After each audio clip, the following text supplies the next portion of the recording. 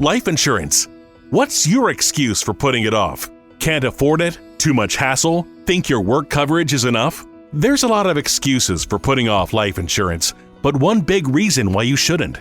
If the unexpected were to happen to you, who would pay the mortgage, the kids' tuition, and all the other bills? In a time of grief, the last thing you would want is for your family to have to sell the house and struggle to survive financially. At Ethos, we could get you covered in just 10 minutes and boom, family protected. Rates can increase the longer you wait, so no more excuses.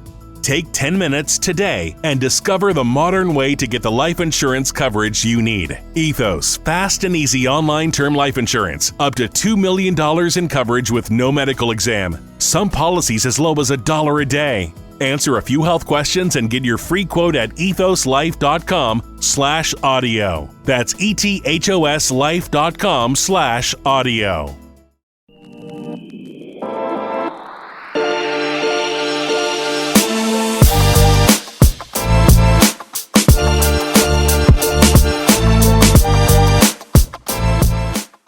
Welcome back to Split Decision, your weekly podcast for everything UFC.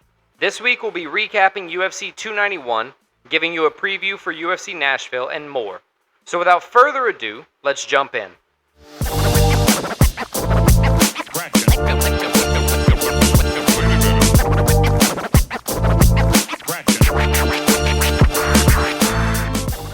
Okay, so let's jump into the recap of UFC 291 from this past weekend. Poirier Gaethje for the BMF title. The main event, it kind of lived up to the hype in that it was a crazy fight, very entertaining. But from our end, our biased end of being Louisiana boys, it was a tough one to take. Dustin Poirier getting head kicked, knocked out cold. I don't think we've ever seen him get knocked out like that. It was shocking to see. And I'm still kind of hurting, I'm not going to lie, Alex. Yeah, I really didn't even want to do this episode, to be honest with you. I just wanted to kind of mull over it, act like this didn't happen. But I can't knock Justin Gaethje. In every other fight that I've ever seen him fight, if it's not against Poirier, I'm rooting for him. He is a very likable guy and a very likable fighting style. And yeah, again, no shade to him. All props to him. This one just hurts for us personally. Yeah, I mean, it felt like this coming into the fight. I think we all thought it was going to be a war.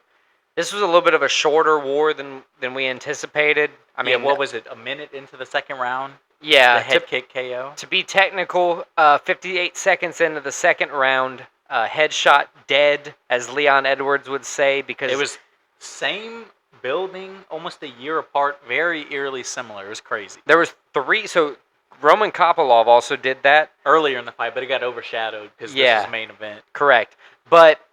August 20th makes a year since Leon Edwards head kicked Kamaru Usman. So about 11 months. Yeah. So that's pretty insane. Still same building and everything. Yeah. Gotta give props to the Delta Center for putting on several fantastic cards. Where do you think Dustin Poirier goes from here? So he's not the guy that has to fight, 7 times a year like others. Exactly. He can kind of pick his fight from here. So, from here on out, really. With that, and as he's getting older, he doesn't have to fight for no reason. He think he's going to earn that respect.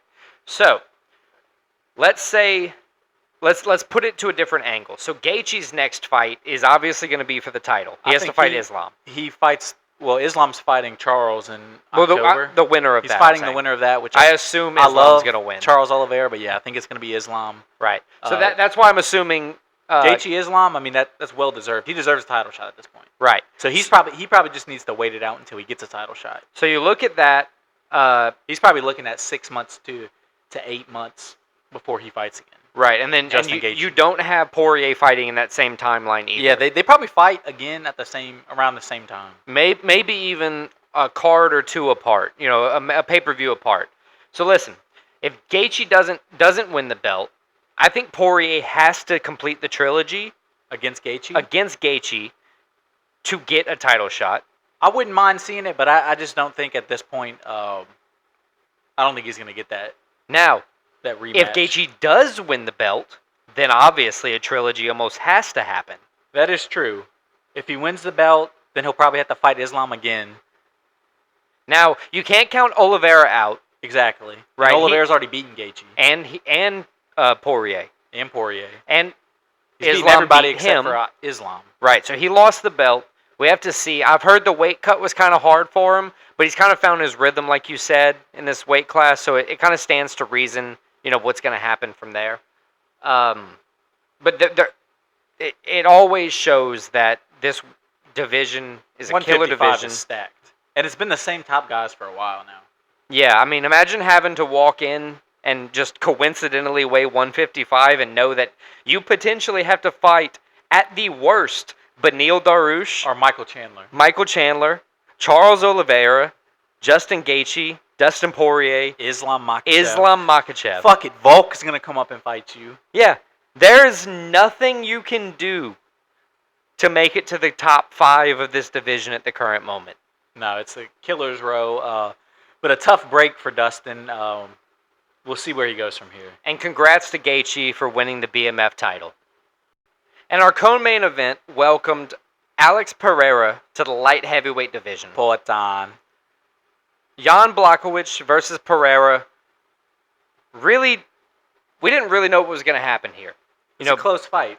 Jan came out playing to Alex's, biggest weakness. I think he secured that round 1 takedown. This was kind of the classic stylistic matchup where it was a guy who could strike, but he's pretty good on the ground, wrestler, against a guy that was like an elite striker with 0 ground game. Yeah, so you had Jan taking a round 1 takedown, attempting several times to secure the rear naked choke. He couldn't do it, and from that point into deep into the 3rd round, he seemed just pretty much gassed out. I think he choked his arms out. He didn't get the choke, and he was probably trying so hard because he was gassed for the rest of the fight. Yeah, he definitely won the first round 10-9. Definitely won the first. He came out the first minute of the second. He wasn't bad, but then after that, dude, I think the multiple takedowns really took the rest of his lungs. He got gassed in the second because really, he's a better wrestler, better on the ground than Pereira, but Pereira's a bigger human being. Yeah. So it's still not easy to take down. You'll tire yourself out. Moving up for him, of course, people had to question, what was going to happen, what. But it was literally just he didn't have to. He just didn't have to cut as much weight, and yeah, he looked pretty good. In the 3rd, Jan had his moments, but through the 2nd and 3rd round, Pereira really got the striking advantage, dealt more damage. On the feet, you could tell it was not even close. And securing the win by split decision. Pereira, solid start to your light heavyweight career. They're talking now, pretty much him and Yuri. He's going to get a title shot at 205. Go for a 2nd belt. Yeah, I'd agree with that. I don't see any issue. I don't see him moving back down. I think that weight cut, after realizing that he can fight so comfortably at light heavyweight, it's hard to ask him to move back down. In his press conference, he said the only way he'd move back down is if he fought Izzy again, because he thinks that would be fair. But other than that, I think he's staying at kind of 205. give him a chance to kind of even it up. We're saying we fought twice at 185, so we're not going to change it now. Yeah, I understand. But yeah, instant new title contender in light heavyweight. Light heavyweight division needs that, so that's good. Poatan, he's an entertaining guy. I think a lot of people like him. He's a likable guy. So I'm excited for him. All right, so the next fight we're going to look at is Derek Lewis versus Marcos Rogerio de Lima. And all I got to say about this one is the Black Beast is back. Yeah, I totally agree. I mean, he came out with a flying knee, ended De Lima 33 seconds into the 1st round. Of course, the flying knee wasn't the only thing. De Lima had to suffer probably about 20 seconds of ground and pound. Vicious ground and pound. So, good stoppage. Good fight for Derek. Imagine if that was actually on the prelims. I know. I'm so glad it's a blessing in disguise that we missed Stephen Thompson. That fight got canceled because this on the pay-per-view was just electric with a full crowd and everything. He even when he won, he took his shorts off again. The classic Derek Lewis hip thrust, mentioned his balls. I mean, it was classic Derek Lewis performance and interview. He's back, very entertaining. He's a free agent now. I saw a post not a post. It was a quote of his that because it was very loud, from excitement in the crowd. But he was quoted to say, "Shout out to my wife." What was it exactly? Shout out to my wife, something about better get your guts ready because I'm about to come bust them or something. Right. Oh, shout out to my wife. I'm coming bust your guts up when I get back. So get ready. So get ready. So, shout out Derek Lewis. Shout out his wife. Shout out his wife. I hope you recover better than he does. Better than DeLima. Shout out the Black Beast. Tony Ferguson versus Bobby Green.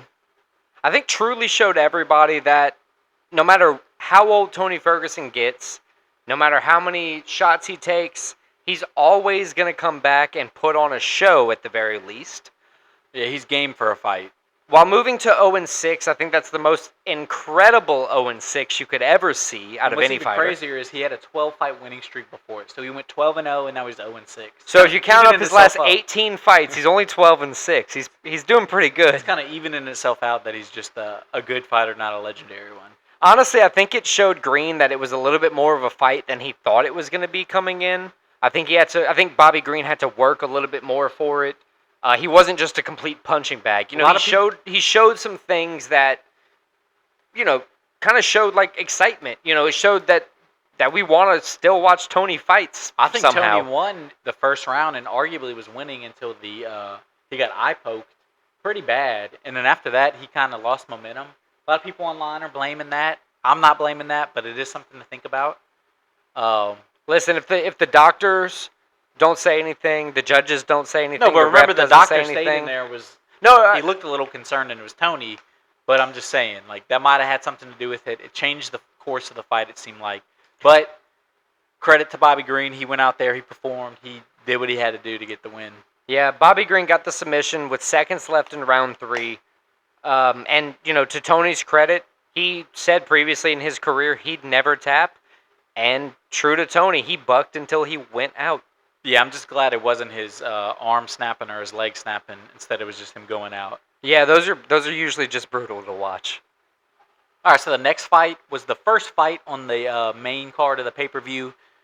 Michael Chiesa, the vet, making his return after about a year and a half of not fighting against Kevin Holland. The always entertaining Kevin Holland. And honestly, it was a domination by Kevin Holland. It kind of showed an old guy that probably, I'm not going to say he shouldn't come back, but it kind of showed why maybe he needed to think a little harder about it against a guy who's kind of figuring it out. He's always been entertaining, but it seems like he's kind of figuring it out. Yeah, this was Chiesa's first fight back in some time. Since November of 2021. Holland finished him in the first half of the first round with a Bravo choke. It was coming in on paper, Chiesa was supposed to have a huge advantage on the ground. Right. So it always makes me question when you have a guy like Holland and a guy like Chiesa, you know, a clash of styles matchup, if you will, where, you know, somebody's supposed to be so favored in one segment and they get beat in that way. You know, for Chiesa to get choked out, that's rough. It is rough, and that's his third loss in a row. He took the huge break because he had lost 2 in a row, and that's his third loss in a row. So I'm not sure where he goes from here, but Kevin Holland, he's ranked now. I think I saw the rankings today. He was like 12, 13, 14, so that's good for him. He's kind of starting that climb into possibly being a legit contender for the belt. Obviously, he needs to get his ground game better, but he showed some improvement this week. Yeah, I'm excited to see Kevin Holland fight again. Me too. Gabriel Bonfim versus Trevin Giles was a pretty exciting prelim matchup. We had Bonfim trying to move to 15-0, and Trevin Giles trying to, I guess, stop being the journeyman he's been for a while. Yeah, Bonfim, honestly, the second UFC fight, he moved to 15-0. He showed that he is a possible legit contender in the future. He's moving up to no fight he's been in has gone to the scorecards, and he continued that with the first round choke of Trevin Giles. So he continues his hot streak. I think he's a guy to look out for, honestly. Yeah, dude, look, just over a minute into that first round, Bonfim slammed Giles to his back, or slammed him to the ground, I'm sorry, then took his back, got the rear naked choke. Right as the ref was intervening, Giles lost consciousness. You know, it's... So he got the choke in the first round in this fight. His first fight in the UFC, he had a choke, a ghillie choke, guillotine, 49 seconds into the fight. So he's had a hot start to his career. He's obviously better than like the low level guys. So I think, he's starting to make that climb on the ladder as being like he might be a legit ranked guy and a legit contender in the future. So let's put him on the board. Let's put the guy to look out for right now, Gabriel Bonfim, on the board. 15-0. 15-0. 12 submissions. All right, so let's move on to Roman Kopylov versus Claudio Ribeiro. This was a 185 fight. Two guys coming in with good records. Coming in 10-2 for Kopylov, 11-3 Ribeiro. 2-2 in the UFC for Kopylov, 1-1 in the UFC for Ribeiro. So this was really a fight to see like who can like gain some traction in the UFC. Yeah, dude. They excuse me. Coming in, they had 20 knockouts combined. That being pretty impressive. It kind of showed you 20 out of like 26 fights, so that's very impressive. Yeah, I mean they're not only usually not finishing, they're finishing early and often between the two of them. But it was a back and forth first round. Both of them got hurt, got rocked a little bit in the first round, but it kind of showed you that they were trying to measure each other up. They knew each one had knockout power. Obviously, if you're going to a camp, you're not just going in blind. You know what this guy's about. So both guys knew they're going to have to stand in and take damage, but they also need to feel out how much the other guy can strike, how much power he has, what they feel like they can take. So I think that was what the first round was really about, even though I think Kopylov really, still held the advantage for the first round. Going into the second, it kind of started the same way. Well, I say started. We didn't have much of a start, but it initially started the same way, and then right inside of the first 30 seconds, boom, head kick, and then I think just one single punch into the fight. And it was second head kick we're going to talk about. This was the first one of the night, though, if you watched it live. This probably would have been knockout of the night if it wasn't for the main event. It was a great head kick. Like you said, one hammer fist on the ground, the really just exclamation point. Yeah, give him his entree and dessert. Solid highlight knockout, though, for Kopylov. Yeah, so Kopylov moving up in the UFC, I think he's going to be one to look out for as well. Jake Matthews versus Darius Flowers will be the last fight for UFC 291, or at least the last fight we'll cover. That fight featured Darius Flowers on his debut into the UFC, taking on Jake Matthews at short notice. And, while these are usually pretty hard to judge just because you don't really know what's going on, how to game plan, or at least Matthews doesn't know how to game plan, and the opponent doesn't get a lot of time, this one kind of went, as a lot of them do, the favorite winning. Especially when it's a guy making his UFC debut on short notice against a guy who is his 18th fight in the UFC. Right, yeah, so a vet in the UFC, not making easy work, but making consistent work, efficient work, finishing Darius Flowers by rear naked choke halfway through the second round. Yeah, solid performance for Matthews, a nice W. He needed that after losing 2 out of his last 3, so that's a nice win for him. Get his career back on track. For Flowers, probably not going to be in the UFC again. I'm sure he'll go back to the regional scene for a couple fights, try to work his way back up. Yeah, you honestly, with a guy like him, he wasn't expecting a call out this soon anyway. I think give him a little bit more time. He didn't show terrible work in the UFC. He looked like he could potentially be there one day. So just fought against a crafty vet. Right. Yeah, you need, and give him a full camp. We'll see what he does. All right, to finish up UFC 291, we're just going to recap our bets and picks from this past week. Pretty good week for most of us. Everybody but Bucky. Bucky went 2-6 on picks. He only got, what was it, Alex Pereira and who else? I don't know. Claudio Ribeiro? No, that was wrong. That doesn't even matter. He went 2-6. Bucky's a total of 10-15. He's got 10 right, 15 wrong. He's a shame. It's almost like he doesn't watch the fights. I know. This dog needs to get his shit together. But anyway, Christian, how'd you do for this past week? So in bets, I went 2-1, so not great, not horrible. I had Holland moneyline right and Alex Pereira moneyline correct. My one loss was I had the over 2.5 rounds for Gaethje Poirier that ended early second round. So 2-1. Not great, not horrible. I'll take it. So this is going to be the third week in a row, or fourth week in a row, that one of my bets was canceled. I'm sick of this. But The Stephen Wonder Boy Thompson, fight. Michael Pereira was canceled. That was one of my money line fights. So I had to move to a different pick. But what I got right, I got over Ferguson 2.5. He got choked out with seconds left in the third round. I got Jan Blachowicz money line wrong. But I did get, because I switched it last second, I got Derek Lewis money line for the win. So I went 2-1. It brought me to 10-7-1 on the season. Christian, you said you're 12-6, right? 12-6, correct. Nice. Moving on to picks. We already went over Bucky's shit show of a performance. Christian, how'd you do this past week? I did all right. I went 5-3, so over 50%. I'll take it. I think my 3 losses were Poirier, Ribeiro, and De Lima. So those are my 3 losses. Had all the other ones right. So 5-3 moves me to 25-17 since we've been picking. So not great, not horrible, just kind of average, but is what it is. Honestly, man, you're deep over 50%. So I'm happy with that. I went 6-2 this past week. Another winning week for me, if I quote it that way. The only 2 fights I got wrong were the co-main and the main event. I picked Jan Blachowicz and Dustin Poirier. So just the 2 most important ones. Right, the only ones that really mattered. But even so, 6-2 on the week moves me to 29-13 on the season. I'm pretty happy with that. I'm excited to keep researching, hopefully getting them right. Maybe win some money.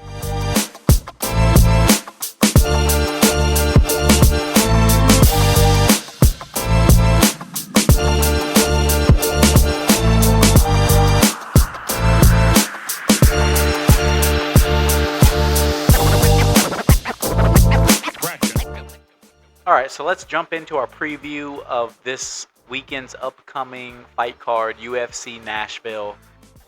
Main event, Sandhagen versus Rob Font. At the Bridgestone Arena. At the Bridgestone Arena in Nashville where the Predators play.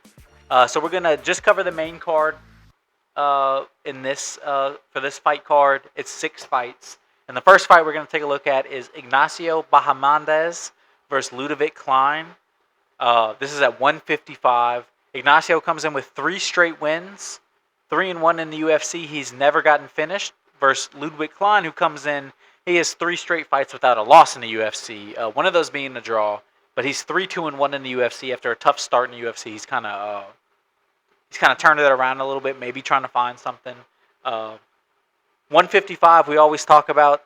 This is a weight class where if you're in the UFC at 155, no matter what level, you're a killer. So this is going to be a good fight. Dude, could you imagine? I know we probably have said this and we're beating a dead horse with it. But could you imagine weighing 155 pounds and just coincidentally wanting to be a fighter? Dude, that would suck. Yeah, that's tough. That's some tough luck. Like you have better chances of just gaining a shit ton of weight and being Daniel Cormier too. Or losing some. Just being skinny boy. I don't know, dude. It's a lot easier to gain weight than it is to lose weight. You could ask me.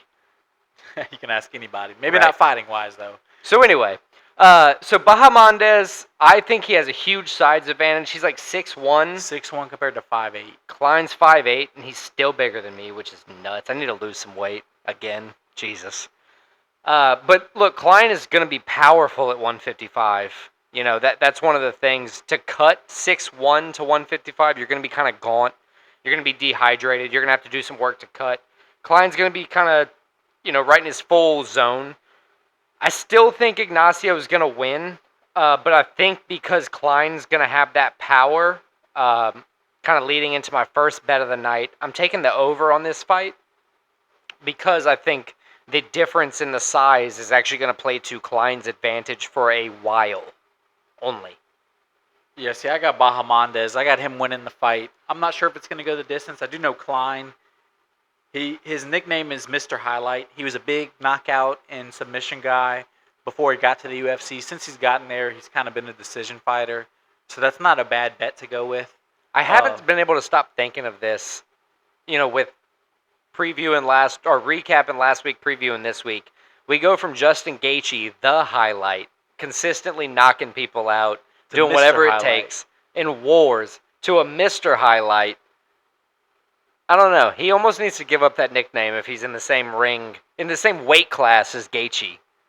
Tanner the Bulldozer Boser fights Alexa Kamur this weekend, again at UFC Nashville in the Bridgestone Arena. Not Ariza, Jesus. Trevor Ariza. Boser's on a bit of a downturn lately. Both guys kind of are. This is his second fight at 205 at light heavyweight, so we kind of expect when you move up there to be kind of a learning curve. What do you think is going to happen on this fight? So, as you said, Boser, he comes in loser at 4 out of 5. 4 out of his last 5 fights. He's 4-5 in the UFC. Kamur comes in 2 straight losses. Since he's gotten to the UFC, he came in, all of his wins were knockouts since he's gotten to the UFC. Only decisions. He's kind of lost his power. I think that just happens when you take that next step, especially at 205. There are levels to this. There's levels to this. So both guys kind of, trying to get that dub. I think Tanner Boser, I'm going to go with him because of the experience. He's fought a lot more recently.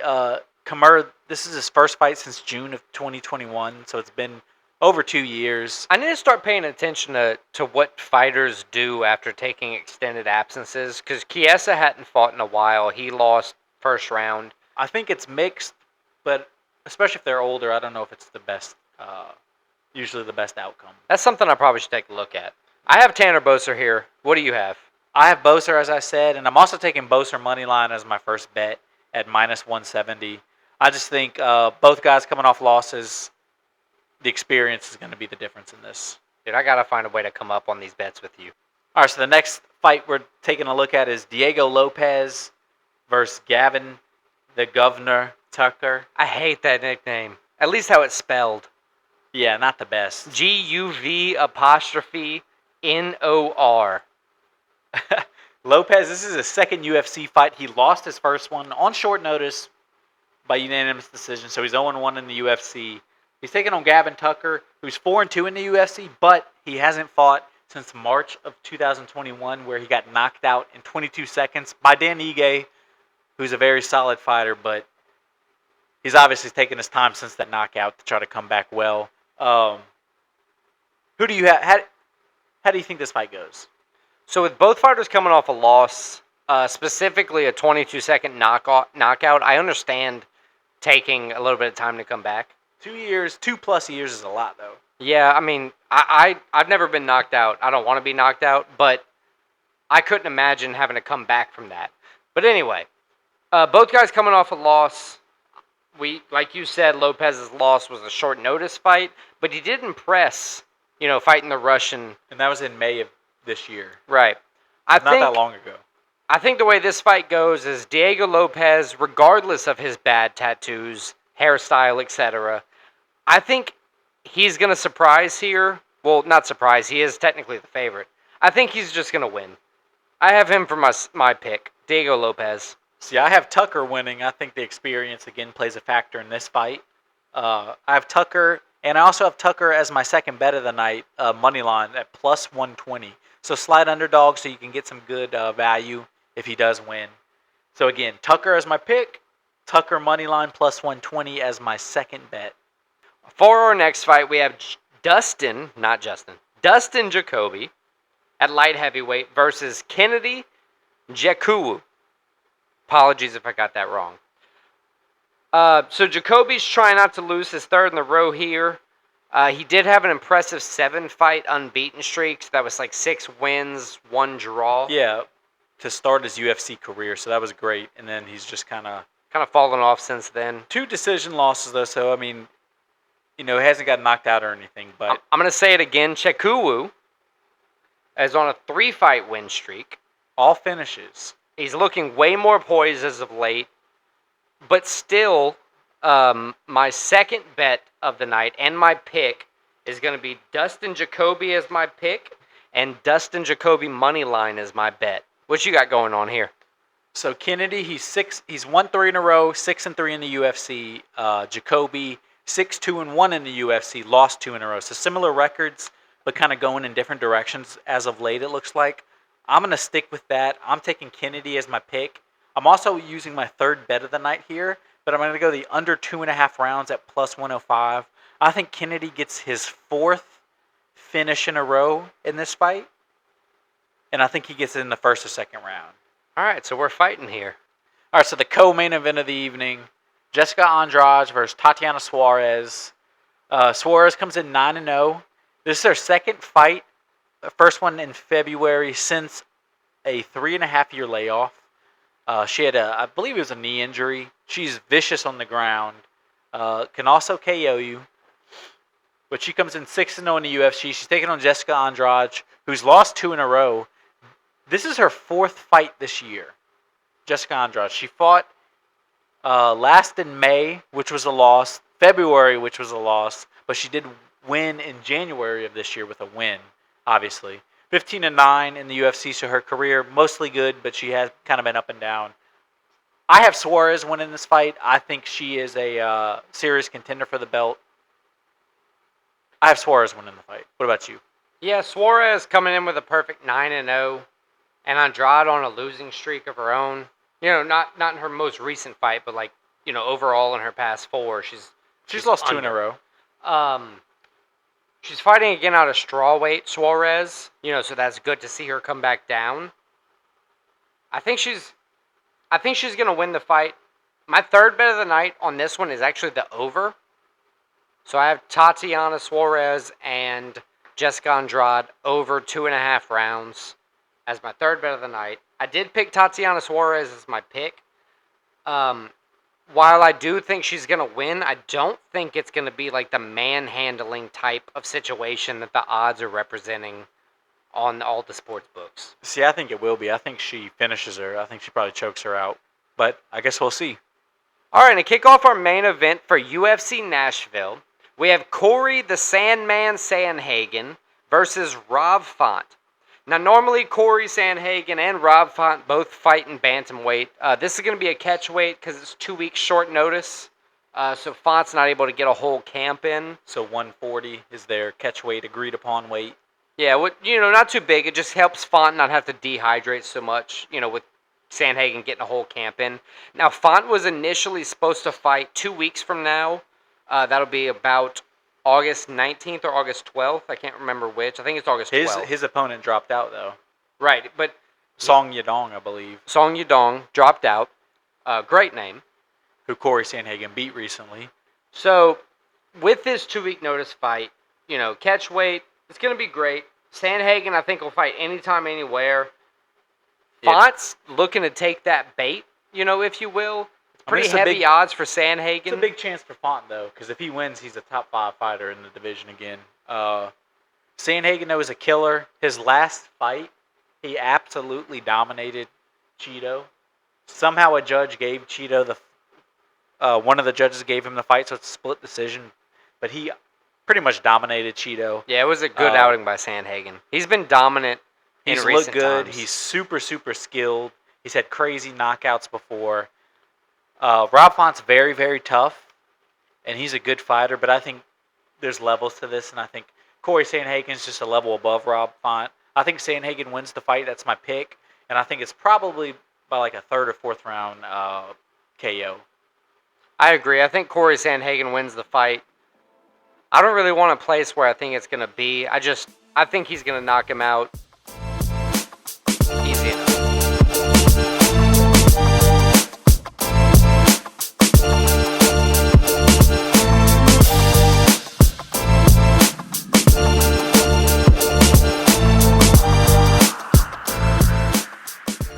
Okay, so for this week's top 5, we're going to stick with the themes. And Nashville, they're known for their country music, and they're known for their hot chicken.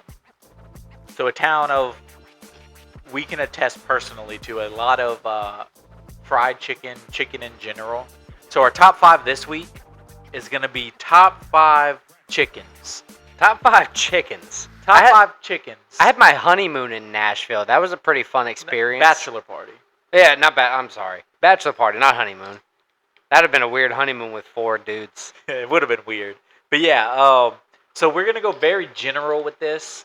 We're going to have some fun with this. Take the definition of chicken liberally. I like how you say the definition of chicken liberally. I think everybody's going to be pleased with our chicken lists. I think so too. I think it's good stuff. So how about you lead us off with your number 5, top 5 chicken. All right, so this chicken, my number 5 chicken, has been near and dear to my heart. I'd have to say since probably I was 10 and I scrolled across it, late night Cartoon Network. We're going to go with Robot Chicken, a late night Adult Swim TV show. That's such a good pick. And that's my number 5. Such a good pick. That has so many, growing up, it would have a scene that you would see and laugh so hard, and you knew going to school the next day, like all your friends would have seen it too, and that's one of those things you talk about. I got in so much trouble for watching Robot Chicken when I was like 11. It was pretty graphic for they were like little clay toy people. Yeah, I would, I would still watch that to this day. I gotta watch it again. Show. One of the ones I remember is they had a fake like teddy bear as a mascot for a laundry detergent, and he was super soft, and he just became we'll say a sex toy for the owner because he was so soft and so cuddly. Oh, Jesus. And it was just over and over. And that just kind of sums up the show. That's a great number 5. Who's your number 5? So my number 5, like I said, I went a couple different directions. My number 5 is way different from your directions. My number 5, top 5 chickens is Wingstop chickens. Ooh. So the restaurant Wingstop, I think it is the best. I'm not going to say it's the best wings, but I think it's the best like fast food, fast casual wings, chain wings. They have very good flavors, pretty consistent, great fries, great portions. It's one of my favorite spots. Man, you're making me hungry with that pick. I'll agree. Now, during the pandemic, stays open late. It does stay open late. They did turn into Thigh Stop for a minute. You remember that? They did, and I believe they still have thighs. I never tried the thighs. Nah, I kind of went when Rick Ross came out and said, "Yo, we got thighs." I was out because I really do I prefer wings. Wings, man, they're like almost like the top level chicken. We'll come back to that later. They also have chicken sandwiches now flavored in wing sauce. They're different wing sauces. I haven't tried it out, but if it's as good as their wings, I mean, can't go wrong. So my number 5, Wingstop. What you got for number 4? So my number 4, going a little bit of a different tangent, but also staying the same with my childhood.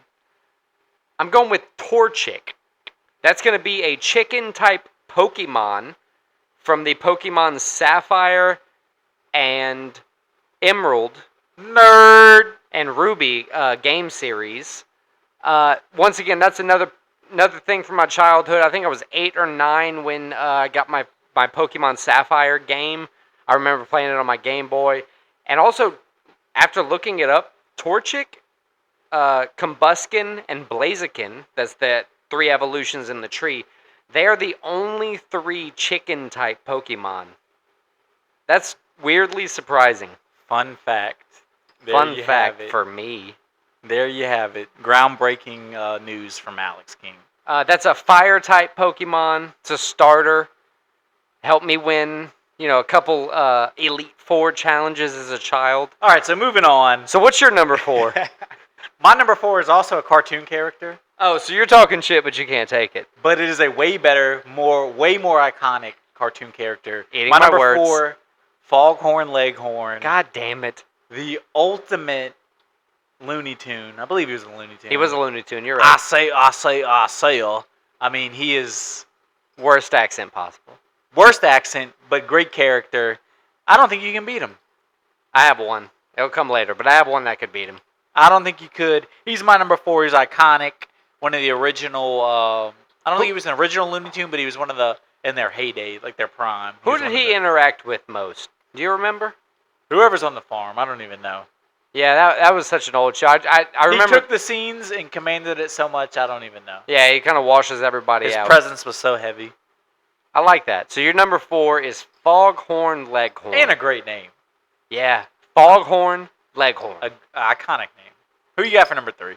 My number 3 goes to more a traditional chicken setting. We're from Louisiana. We like it a certain way.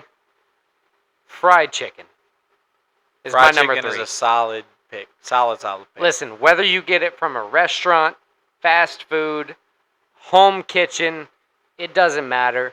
Fried chicken is some of the best ways you can eat chicken, hands down. Honestly, you don't need sauce in most situations. Even if you do, it's good without it. It's kind of like pizza or sex. Even when it's bad, it's pretty damn good. I think it's one of those things some people don't eat, but it's not because they don't like it. It's because they're for health reasons. Yeah, you're trying not to die young. But like, there's no argument. It has to be universally one of the best foods of all time.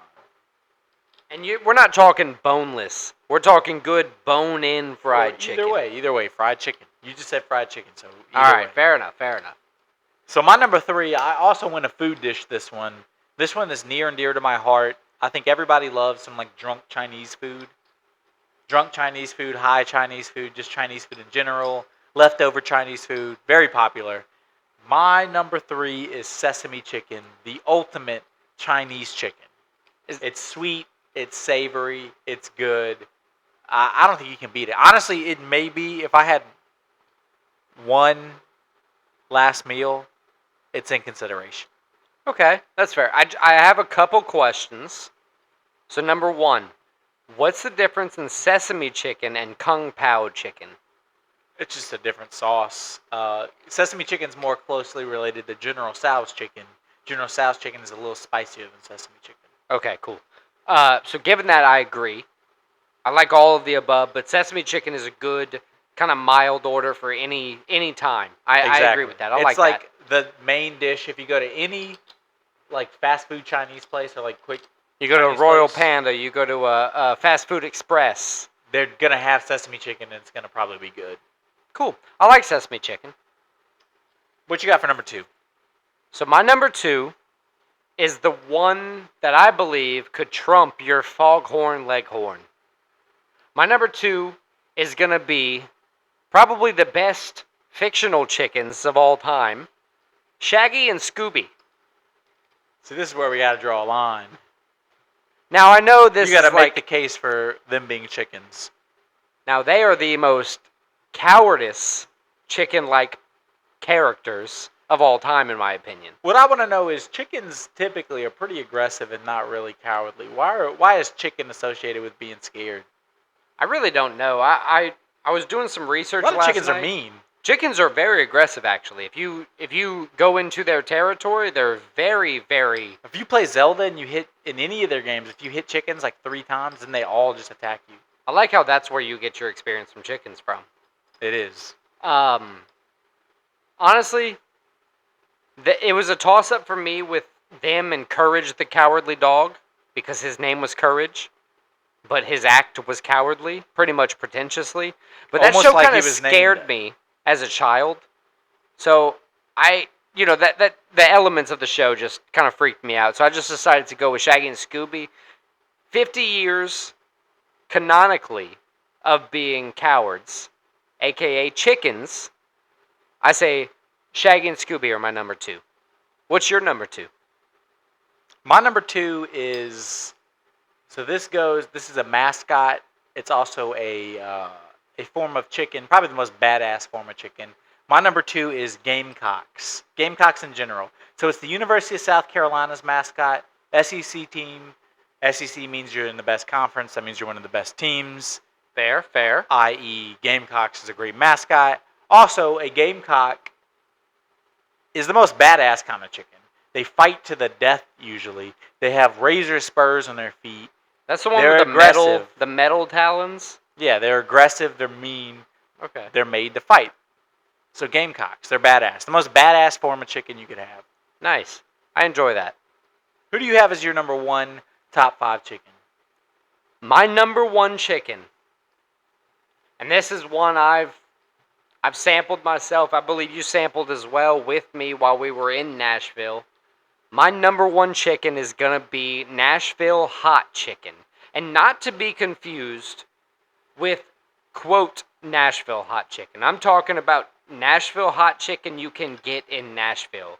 Something like a Hattie B's or a restaurant similar to that in Nashville. When we had that, that was just otherworldly hot chicken. Number one overall. It's left an impression on me. I'm looking for it everywhere I go.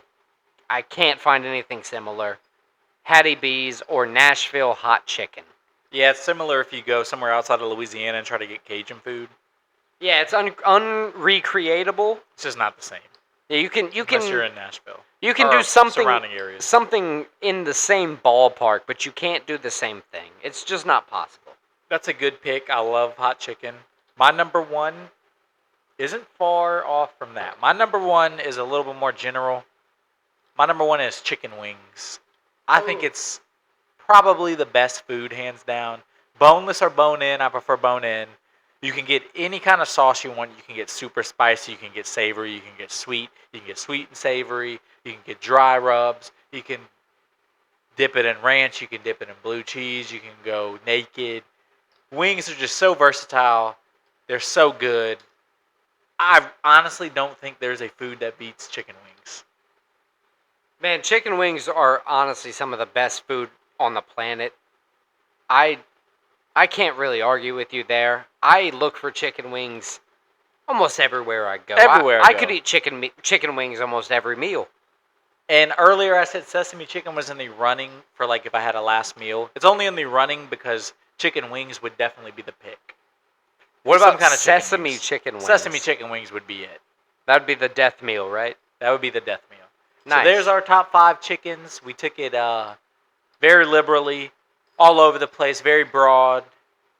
So we'll see how y'all like that. So welcome back to another segment of the Canoes. So make sure you grab your paddles because we're about to take a little dip on this creek. You got anything for us today? I got 2. How many you got? I got 1. You go first. Cool. So, after UFC 291, Derek Lewis's UFC contract is officially over. So, while that may not be like a big surprise to anything, he wasn't on the biggest, hype train in recent months last year. Good way to finish out your contract. He finished out his contract with a first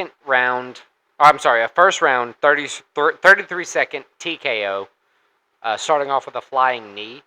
But just think about it, that wasn't on the main event. I will say, the question is, does he sign with the UFC or does he go to the PFL, fight Francis Ngannou, guaranteed $2 million?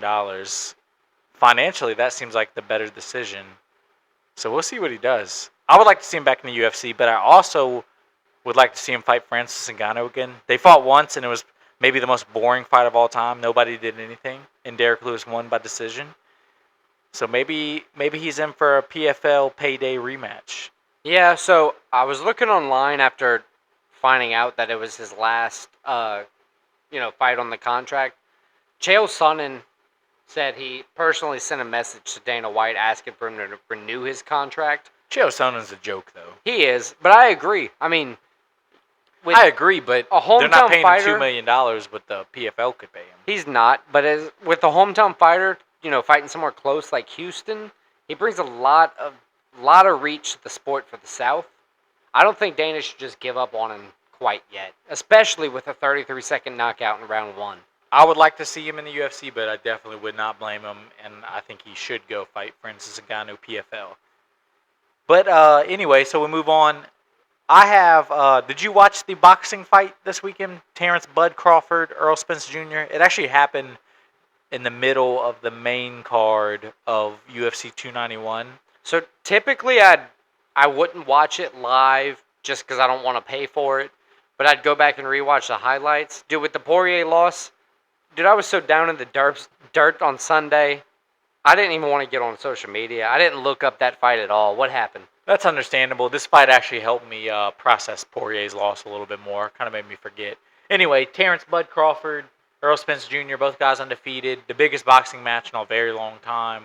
And Terrence Bud Crawford dominated. Knocked Spence down 3 times. Got the win.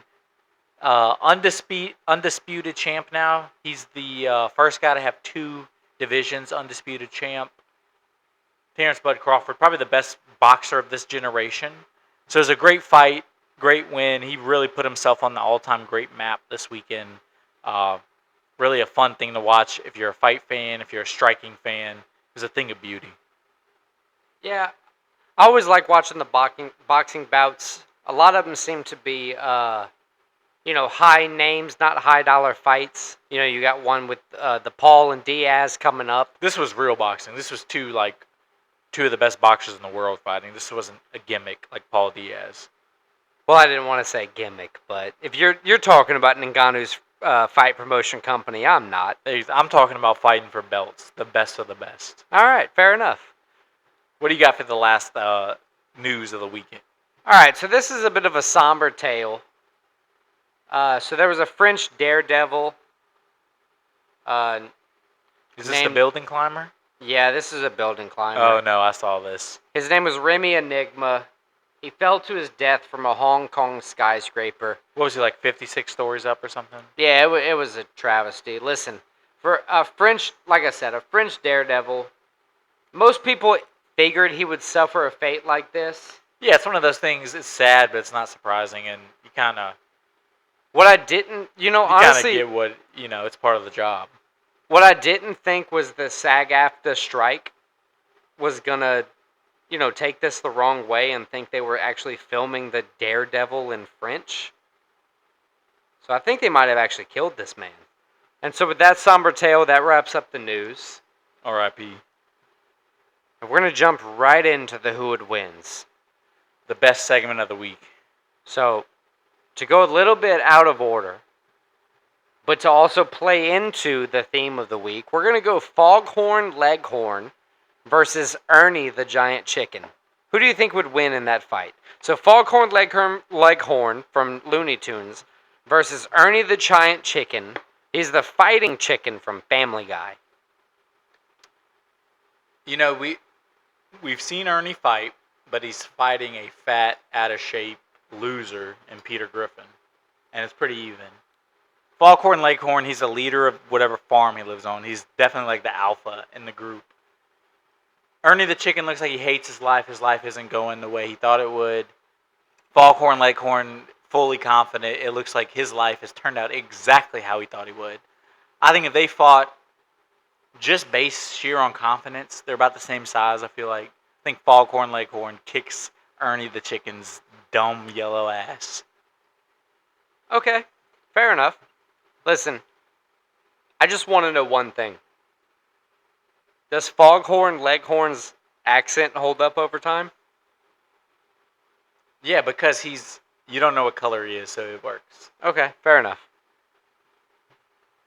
So the next fight, or the next bout, not necessarily a fight, we're going to go with Swifties, Taylor Swift fans. Like Taylor Swift crazy woman fans? Just fans in general, I guess. Well, whoever's going to attend a concert. What was the difference between what I said and what you said? Nothing. Versus Ye fans, Kanye West fans. Kanye West fans, Taylor Swift fans. So, who would win in a metaphorical battle?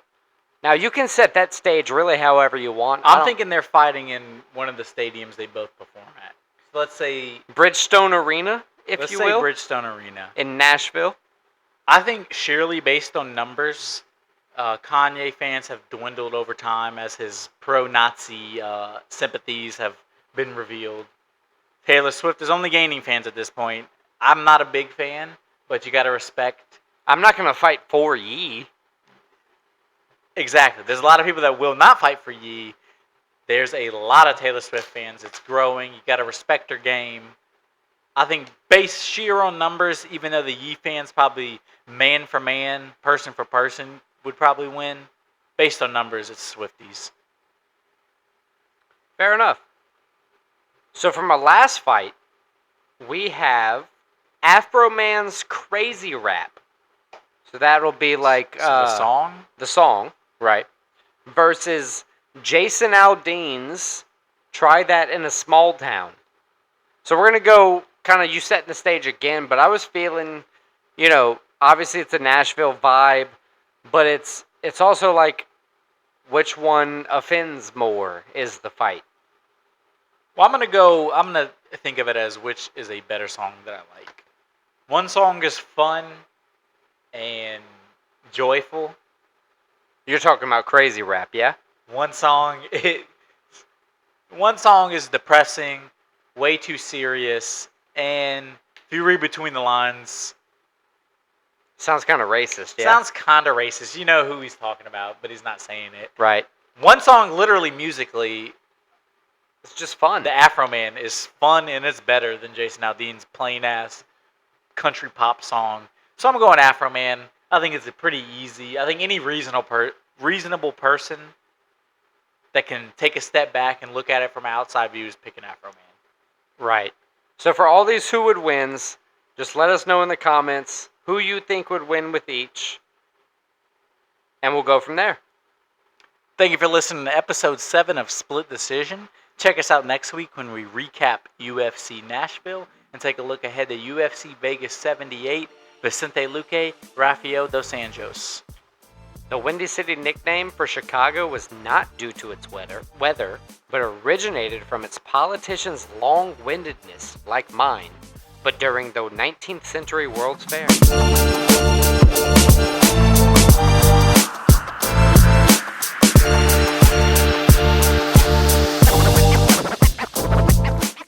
Like and subscribe to this episode of Split Decision, and check us out at splitdecision.blog, where you'll find our most recent posts, videos, and all the links to our socials.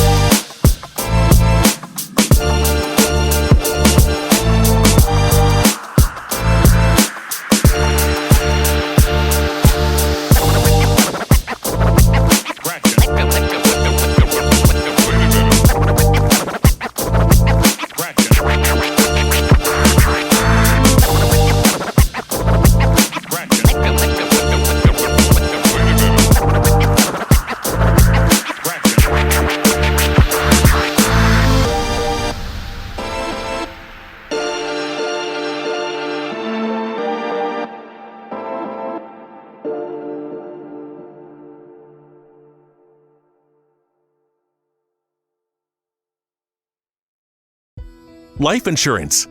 What's your excuse for putting it off? Can't afford it? Too much hassle? Think your work coverage is enough? There's a lot of excuses for putting off life insurance, but one big reason why you shouldn't.